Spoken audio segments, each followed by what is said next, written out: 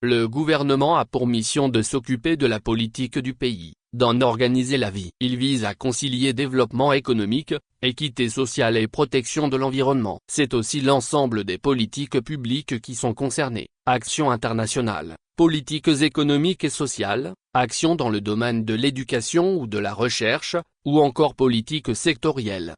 Le principal objectif de tout gouvernement est la croissance économique, le plein emploi, l'équilibre de la balance des paiements, la stabilité des prix et la répartition équitable des revenus.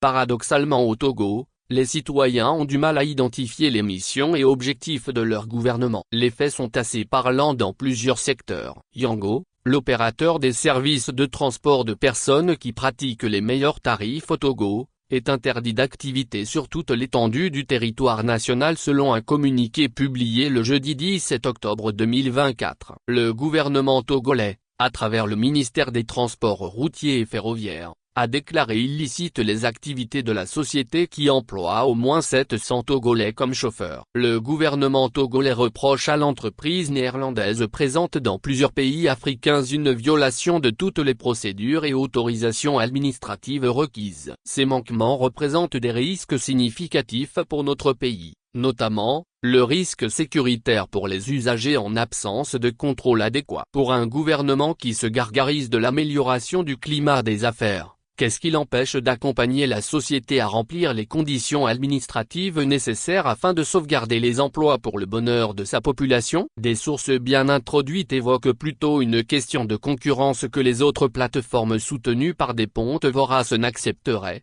d'où il faut faire disparaître cette structure comme d'autres, notamment Seco Group sans aménité. Figurez-vous, Seco Group, cette entreprise de bâtiments et travaux publics BTP qui employait quelques 1562 salariés s'était écroulée sous le regard désinvolte du pouvoir.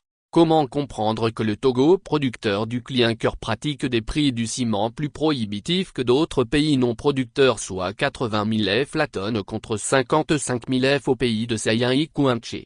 Sur quel marché le Togo fait-il ses approvisionnements en gaz butane pour que la bonbonne de 12,5 kg soit vendue à 9 875 F contre 3 750 F au Niger? Le Niger, n'ayant pas de port, se charge pourtant à partir de Lomé. Comment comprendre que pour les mêmes trajets, le billet d'avion coûte plus cher au Togo qu'ailleurs? Qu'est-ce que le peuple togolais a fait pour subir une telle guillotine? À y regarder de près, c'est juste que les gouvernants, au lieu d'être au service de la population pour faire son bonheur, se soient transformés en femmes et hommes d'affaires. Ayant des intérêts partout au milieu des délits d'initiés, ceux qui incarnent le pouvoir, en de vrais commerçants véreux, plongent plutôt la population dans la gêne. Les institutions de la régulation de la vie étant aussi édentées, accompagnent malheureusement la population dans sa descente aux enfers. De qui viendra le salut?